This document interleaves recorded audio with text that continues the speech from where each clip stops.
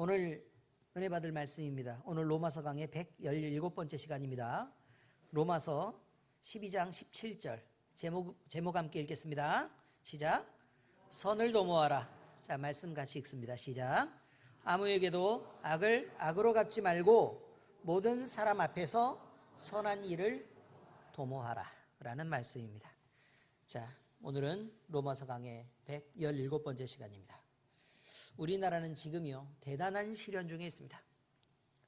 그 어느 때보다도 많이 이 위기인 것 같습니다. 경제도 대단히 많이 어렵고 그다음에 뭐 국가적으로도 대단한 위험에 있는 것도 사실이고, 그다음에 그 대외적으로도 우리가 안정이 잘 안 돼 있는 것도 사실입니다. 그런데 우리나라 정치가 특별히 좀 문제가 있어서요.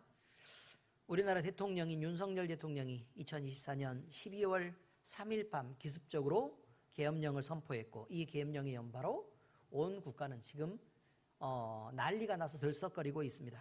그리고 그러다 못해 시끄럽기 그지없습니다. 여러분, 주권자인 국민을 공격하고 자신의 이익을 도모하려는 시도는 악한 것입니다. 그렇다고 해서 윤석열 대통령에게만 책임이 있는 것은 분명히 아닐 것입니다. 그래서 우리는 핑계할 수가 없습니다. 제가 생각하는 가장 큰 이유는 윤석열 대통령도 있겠지만 그리스도인들의 잘못입니다. 제가 몇 번 얘기를 계속하지만 그리스도인들이 바로 서 있어서 하나님 앞에 바른 신앙을 가지고 있다면 하나님이 반드시 우리나라를 긍휼하게 여기셨을 것입니다. 그런데 문제는 우리 그리스도인들이 회개를 한다고 하면서도 결국 하나님, 우리가 잘못했습니다. 그러니까 우리의 죄를 용서해 주십시오. 그래서 우리나라를 불쌍히 여겨주십시오 라고 기도를 해야 되는데, 기도를 한다고 하면서도 기도가 끝나자마자 바로 고개를 들고 손가락질하기에 바쁜, 그러니까 남을 정죄하기 바쁜 그리스도인들이 대부분이라는 것을 우리는 말할 수 있습니다. 여러분, 사람이요 서로의 책임을 전가하고 내 책임이 아닌 것처럼 행동하는 것은 우리가 죄의 세상에 살고 있는 죄인이기 때문이고, 그리고 우리의 기본적인 성품이 그렇다는 것을 우리는 알고 있어야 되는 것을 오늘 명심하시기 바랍니다. 그리고 우리는 늘 회개한다고 하면서도 우리의 죄를 먼저 바라보기보다는 우리가 그런 모습을 보이면 오히려 내 잘못이 있는 그런 부분이 다른 사람이 훨씬 더 잘 보인다는 말이에요. 왜? 자기는 죄의 경험이 있으니까요. 남을 미워해 본 사람들이 자꾸 다른 사람들에게 손가락질하면서 뭐라고 얘기하냐면 저 사람은 누구를 미워하고 저 사람은 누구를 미워하고 저 사람은 누구를 미워하고 이런다 그 말이에요. 잘난 척을 많이 해본 사람들이 저 사람은 누군 잘난 척하고 누군 잘난 척하고 누군 잘난 척한다 그래요.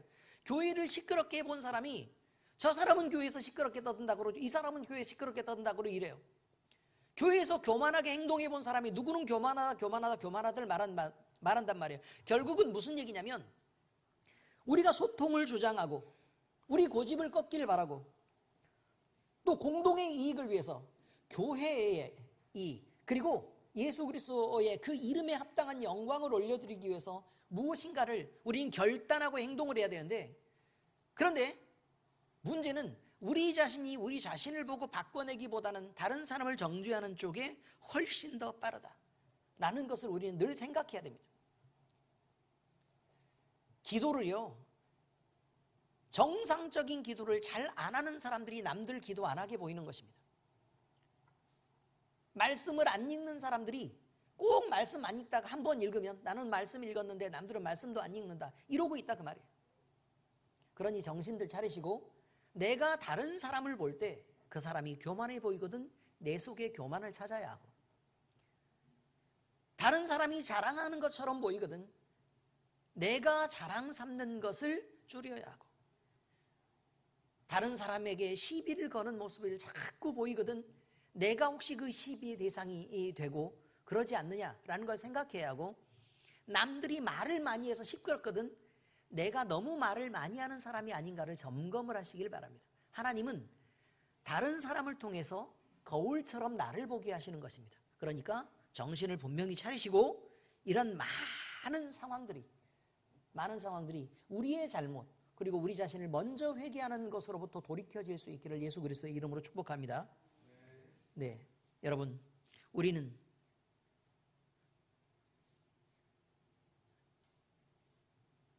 하나님 없이 사는 세상에 질서가 깨졌을 때 얼마만큼 우리가 우리 자신들을 드러내고 그리고 인간을 더 높일 수 있는지에 대해서 배우고 있습니다.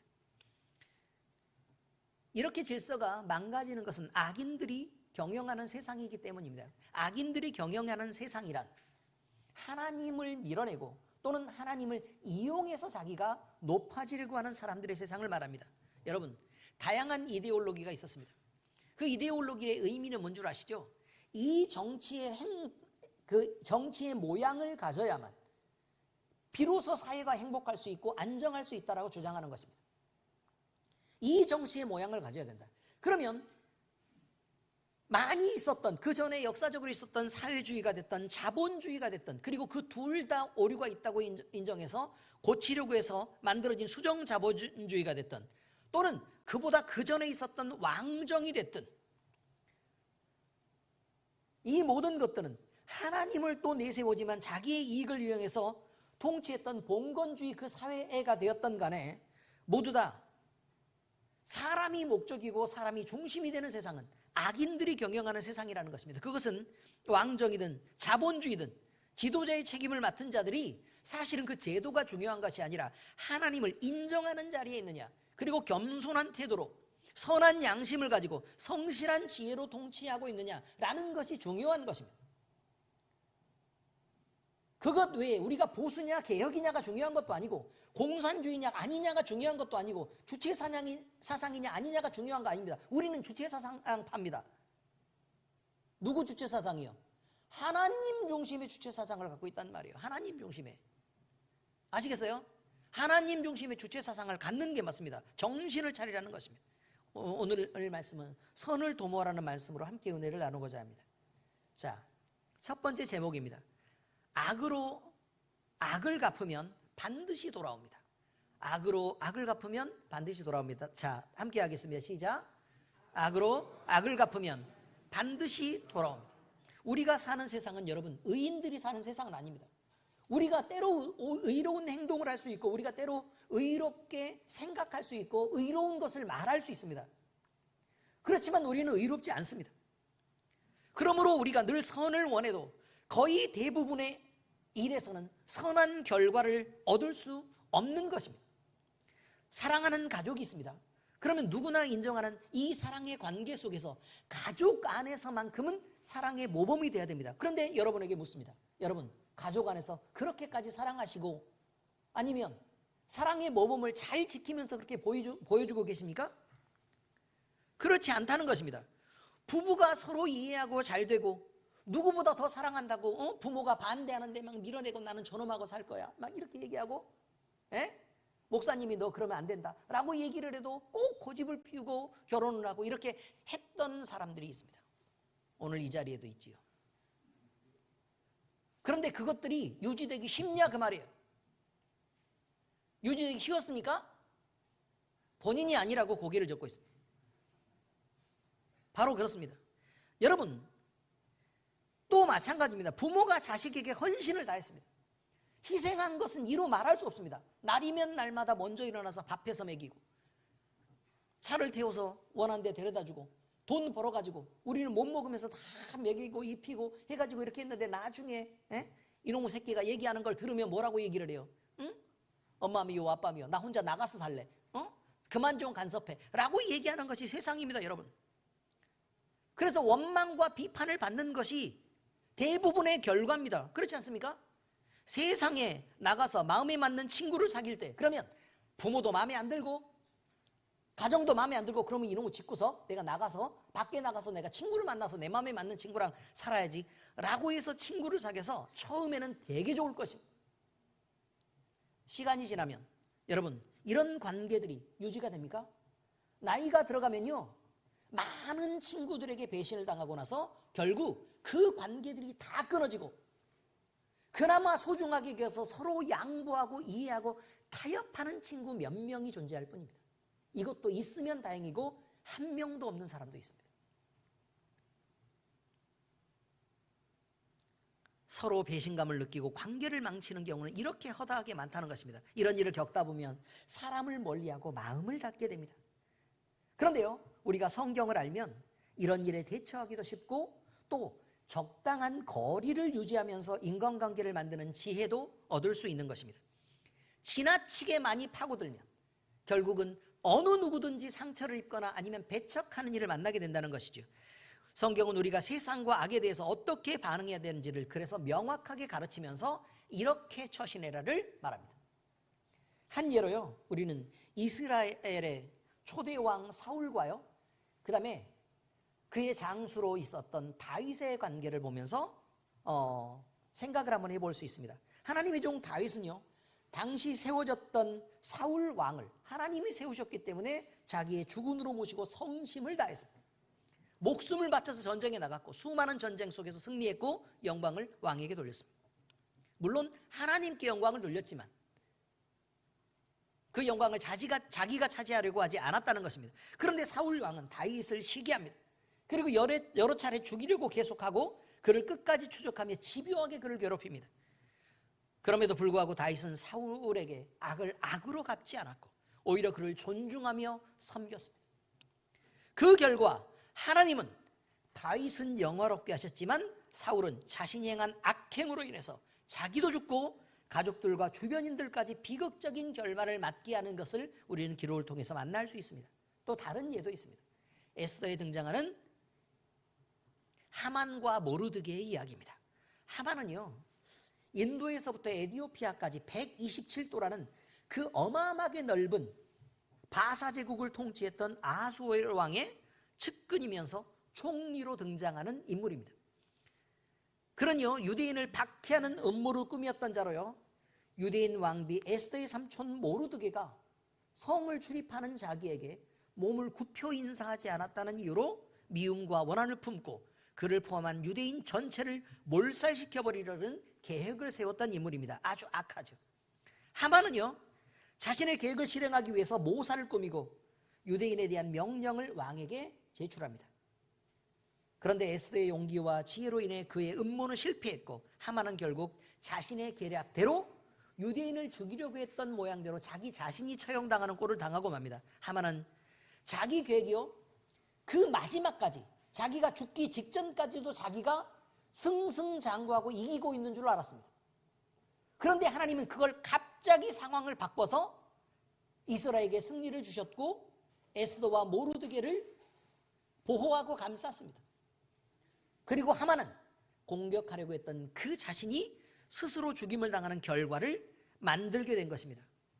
여러분, 이제요, 이런 역전의 이야기들을 우리는 잊지 말아야 된다는 것입니다. 하나님으로부터 권력을 위탁받은 자가 그것을 남용하게 될 때 어떻게 정의가 실현되는지에 대한 교훈을 오늘 담고 있습니다.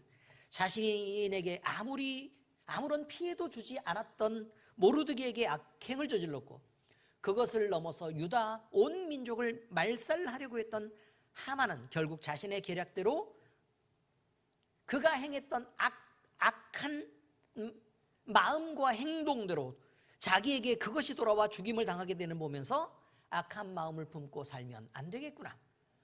그리고 하나님을 믿기 때문에 우리는 되도록 선하게 행동해야 되겠구나 라고 우리는 생각을 할 수 있어야 된다는 것입니다. 본문은 이렇게 말합니다. 아무에게도 악을 악으로 갚지 말아라. 모든 사람 앞에서 선한 일을 도모해라. 할 수 있거든 너희로서 모든 사람과 더불어 화목하게 지내라. 이 말씀을 우리에게 주신 이것은 우리가 악을 악으로 갚지 말고 선을 선택해서 행동하라는 하나님의 분명한 명령을 전달하는 것입니다. 하나님의 뭐라고요? 명령이라고요. 명령. 하나님의 부탁이 아니고 명령이란 말이에요.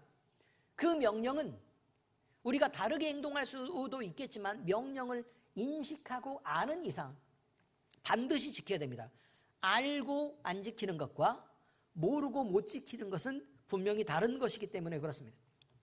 우리가 악을 품고 남을 해하려는 마음을 뻔한 명령을 알고도 그런 마음을 갖게 된다면 우리는 하나님의 공의가 아닌 우리의 감정에 사로잡혀서 악에게 지배를 당하게 됩니다. 우리는 모든 시간 동안 우리를 보고 계시는 하나님의 시선을 느낄 수 있어야 됩니다. 주님이 우리를 보고 계시는구나 라고 생각해야 된다는 거예요. 말을 할 때나 생각할 때나 또는 마음을 품을 때나 우리는 그 생각을 늘 잊지 말아야 됩니다. 하나님이 우리를 보고 계시다. 따라서 해보세요. 하나님이 우리를 보고 계신다. 따라서 하라는데 자기들이 먼저 해요. 다시요. 따라서 하세요. 하나님이 우리를 보고 계신다. 언제나. 맞습니다, 여러분. 언제나 하나님이 우리를 보고 계십니다. 우리는 그 시선을 느껴야 됩니다. 우리의 마음과 행동은 주님의 시선을 느낄 때 절제될 수 있습니다. 그런데 주님을 깜빡깜빡 잊어버리는 순간 우리는 나쁜 마음을 품을 수도 있고 그 다음에 악을 생각할 수 있습니다. 그리고 악한 행동을 일삼을 수 있습니다. 교만하게도 행동할 수 있습니다. 그러나 주님의 시선을 느끼는 순간 우리는 절제하고 움츠러들게 됩니다. 그렇게 하시라는 것입니다. 우리는 스스로 판단하는 자가 되어서 마치 자기 자신이 하나님이 된 것처럼 행동하는 것을 피해야 됩니다. 자기 자신을 하나님 삼는 것을 피해야 된다는 것이죠. 그것은 하나님의 자리에 자기 자신을 두는 교만이기 때문에 그렇고 우리의 교만하고 악한 행동은 그대로 우리와 우리 자손들에게 그대로 돌아올 것이기 때문에 그렇습니다. 갈라디아서 6장 7절에 말합니다. 함께 읽겠습니다. 시작. 스스로 속이지 말라.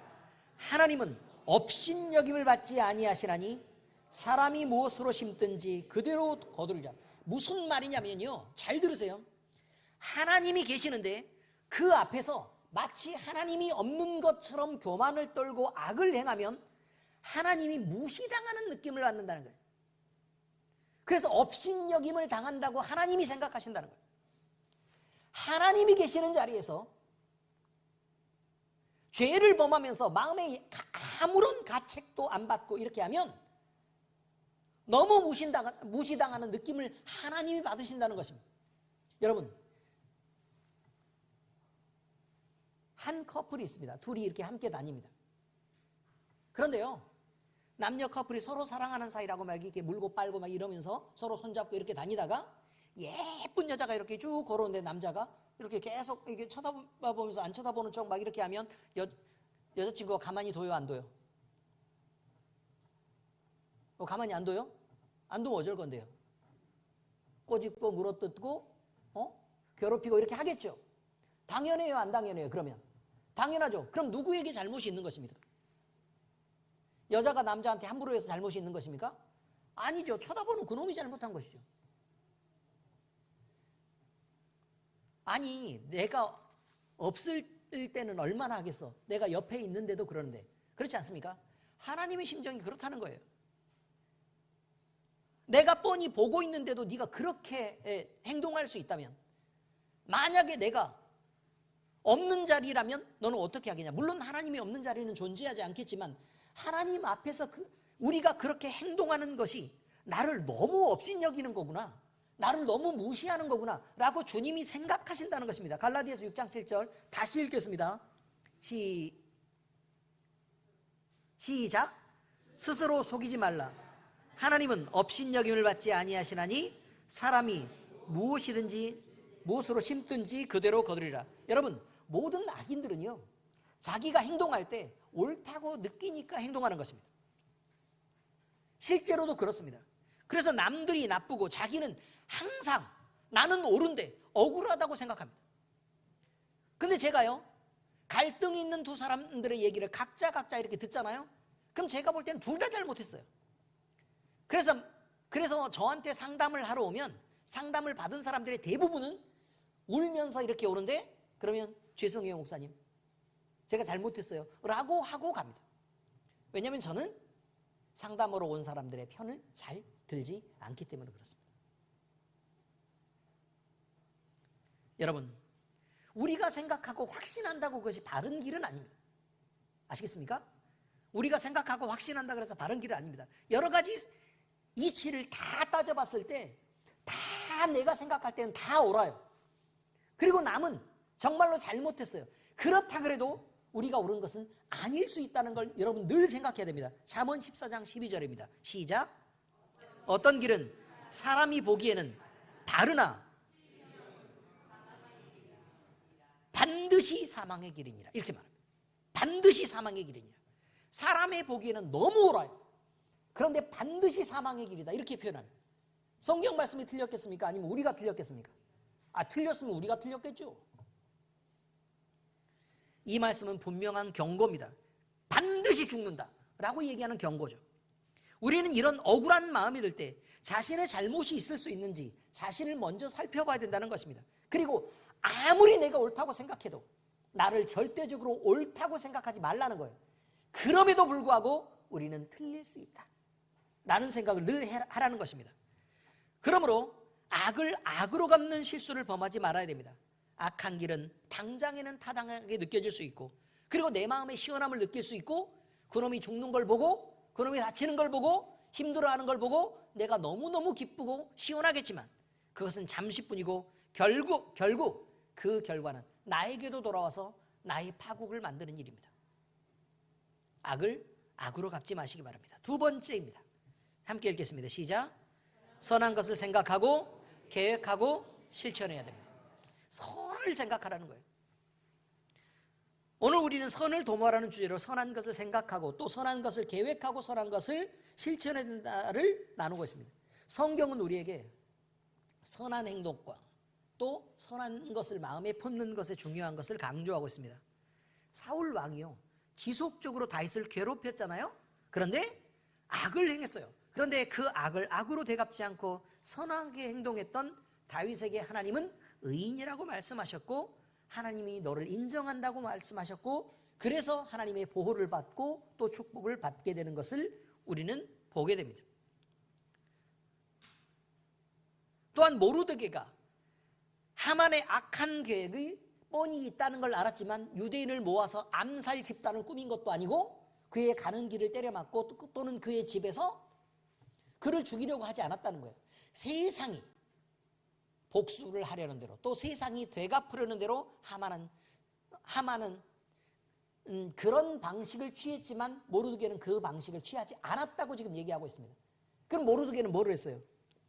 기도하면서 금식했습니다. 그러면서 에스더에게도 그것을 강조했습니다. 너 3일 밤낮으로 금식하고 왕 앞에 나아가라. 그러니까 에스더가 뭐라고 했어요? 네, 내가 죽으면 죽으리이다. 그렇게 얘기했습니다. 여러분, 하나님을 인정하는 자리에 있는 사람들이 생각하는 것과 하나님을 인정하는 사람들이 행동하는 패턴을 우리는 알아야 됩니다. 어려운 일을 만날 때 이런 것들을 생각하면서 주님 앞에 기도하고 또 겸손하게 자신을 낮추면서 행동할 수 있기를 바랍니다. 사도 바울은요, 빌립보 교회 형제들에게 모든 것이 선해야 된다고 가르칩니다. 빌립보서 4장 8절입니다. 시작. 끝으로 형제들아, 무엇에든지 참되며 무엇에든지 경건하며 무엇에든지 옳으며 무엇에든지 정결하며 무엇에든지 사랑받을 만하며 무엇에든지 칭찬받을 만하며 무슨 덕이 있든지 무슨 기름이 있든지 이것들을 생각하라 라고 말했습니다. 여러분, 참되고 경건하고 옳고 정결하며 사랑받을 만하며 칭찬받을 만하며 늘 주님을 생각하는 삶을 사시기를 바랍니다. 이 말씀은 우리가 품은 마음에 또 우리가 품은 생각이 어떠해야 되는지를, 그리고 그것으로부터 나오는 행동이 어떠해야 되는지를 명확하게 알려주고 있습니다. 선한 생각을 품으면 선한 행동이 나오게 되어 있습니다. 그렇지만 악한 생각을 품으면 아무리 감추려고 하면서 우리가 행동을 해도 미워하는 마음이 있으면 갑자기 말이 튀어나오면서 그 미움을 표현하게 돼 있고, 원수 삼게 되면 그 표정이 이상하게 표정 끄트머리가 이그러져서 얼굴이 약간 어색하게 됩니다. 그렇지 않습니까? 그렇습니다. 성경은 우리가 무엇을 생각하느냐에 따라서 우리의 행동이 변한다고 가르치고, 그리고 우리의 삶이 그것 때문에 결정된다고 말하고 있습니다. 성경은 분명히 말씀을 따라 선한 것을 계획하는 것은 우리의 삶에 부름을 받은 하나님의 뜻을 찾는 과정이라고 말하고 있습니다.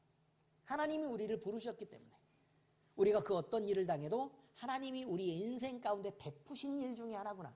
그러면 우리는 그 안에서 하나님이 우리에게 어떤 계획을 갖고 또 우리를 어떻게 쓰시려고 하는가, 또 우리를 어떻게 고치시려고 하는가 라는 것을 목적으로 그걸 찾아야지, 사람을 갖다가 미워하고 사람을 갖다 시기하고 질투하고 그래서 결국 교회의 하나됨을 깨뜨리는 그런 일들을 행동하지 말라고 지금 얘기하고 있습니다.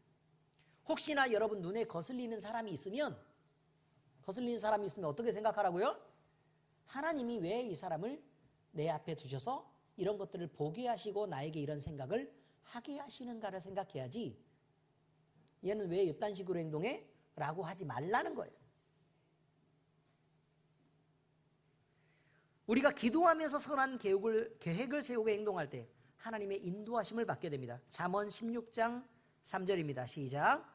너의 행사를 여호와께 맡기라. 그리하면 내가 경영하는 것이 이루어지리라 라고 말합니다. 주님께 맡겨서 주님의 일을 이뤄가야 되는 것입니다. 하나님의 뜻을 이루고 싶으십니까?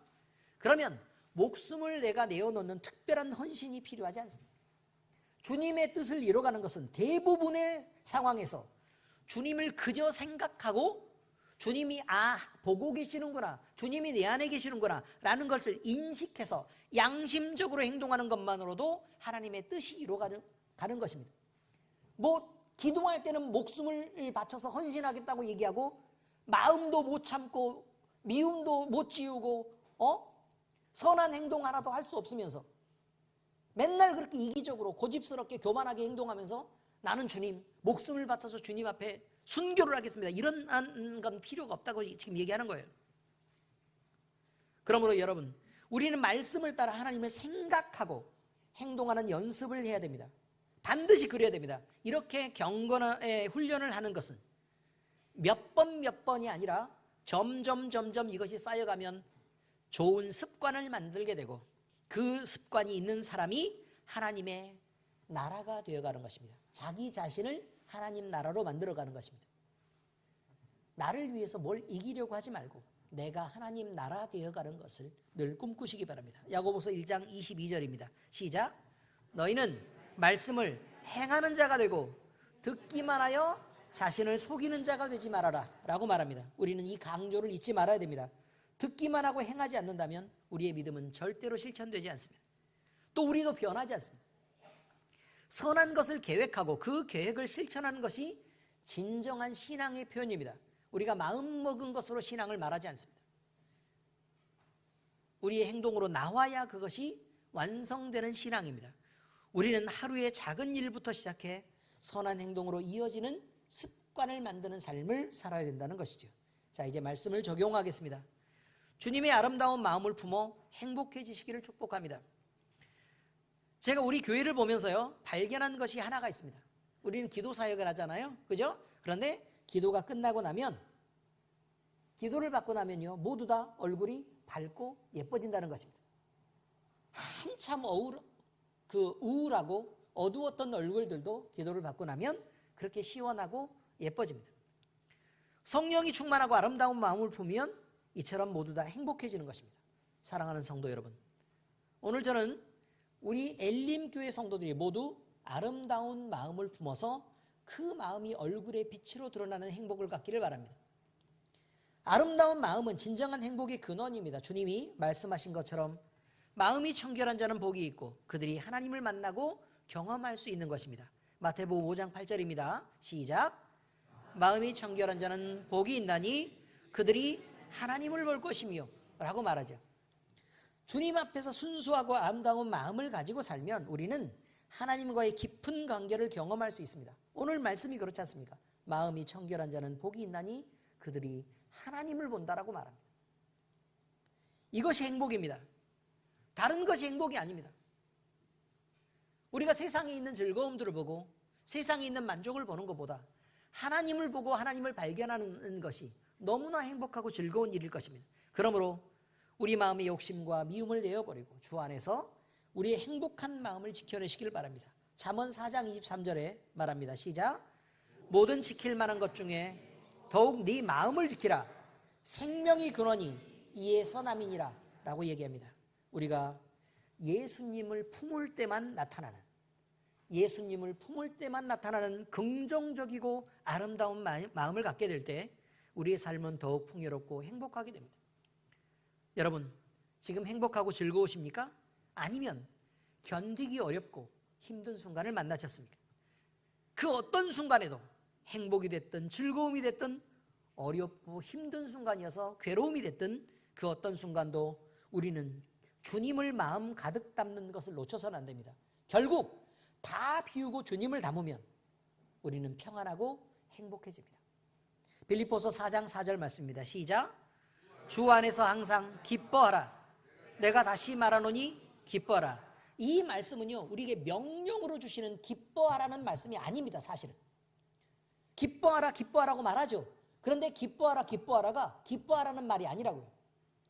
주 안에서 라는 표현이 들어있는 것은 주님 안에 있으면 기뻐하게 된다는 것이죠. 그래서 주 안에 있어서 기뻐하라. 주 안에 있어서 기뻐하라. 그냥 너희가 기뻐하라는 얘기가 아니라 주 안에 있어서 기뻐하라. 이게 중요한 것입니다. 언제나 우리는 기쁨과 평화를 선택할 수 있습니다. 그건 주님 안에 있는 것입니다. 그것은 아름다운 주님을 모시는 일이고 그 마음은 주님을 모신 마음에 행복할 수밖에 없다고 얘기하는 것입니다. 그러므로 주님을 품어야 합니다. 사랑하는 성도 여러분, 시끄러운 세상의 방법처럼 악을 이기는 것을 이제 포기해야 됩니다. 우리는 악을 이길 수 있다는 유혹으로부터 벗어나야 됩니다. 결국 선만 악을 이기게 됩니다. 우리 모두는 주님의 아름다운 마음을 품고 그 마음으로 그 사랑으로 행복을 누리며 살아갈 수 있기를 바랍니다. 주님을 품은 마음은 아름답고 또 행복하며 그 행복이 주는 세상은 그 어떤 것보다 우리 삶에서 귀중하게 다가올 것입니다. 이 말씀이 우리 모두의 마음속에 깊이 새겨져서 늘 주님을 품고 살리라 결단하는 모두가 되시기를 우리 주 예수 그리스도의 이름으로 축복합니다. 주님의 은혜가 우리 무리와 함께하길 빕니다. 기도하겠습니다. 하나님 아버지 감사합니다. 우리가 선한 마음을 품고 선한 행동을 하게 되기를 바랍니다. 그러나 아버지 하나님, 이것이 우리 힘으로 되고 우리의 능력으로 되는 것이 아님을 믿습니다. 그래서 우리는 성령 하나님을 구합니다. 주님, 우리에게 찾아오시고 우리의 마음을 가득 채워주시옵소서. 우리는 주님 외에 다른 모든 것들을 이제 버리기로 작정하고 오직 주님만 가득 채워서 주님을 품은 자가 되길 바라고 또 주님의 세상이 되기를 바라고 주님의 나라가 되기를 바랍니다. 아버지 하나님, 우리를 하나님의 나라 만드시고 주님의 거룩한 나라 되게 하시옵소서. 그래서 아버지 하나님, 우리의 인생도 슬프고 괴롭고 힘든 이 모든 상황에서 벗어나 이제 아버지 하나님이 주시는 예수 그리스도가 품어서 우리 마음속에서 나타나게 되는 이 아름다운 즐거움과 행복들을 마음껏 누리며 살 수 있는 우리 모두 될 수 있도록 하나님 인도하여 주시옵소서. 우리가 주님을 품을 때에 우리 안에 주님의 나라가 되는 줄로 믿고 우리 모두가 함께 하나 될 줄도 믿습니다. 교회가 하나 되는 일은 바로 이것으로부터 시작된다는 사실을 우리가 명심하고 예수님이 머리 되신 이 아름다운 교회를 세우고 지켜내는 일에 우리가 최선을 다하게 하시옵소서. 살아계신 우리 주님 예수 그리스도의 이름으로 감사하며 기도합니다. 아멘.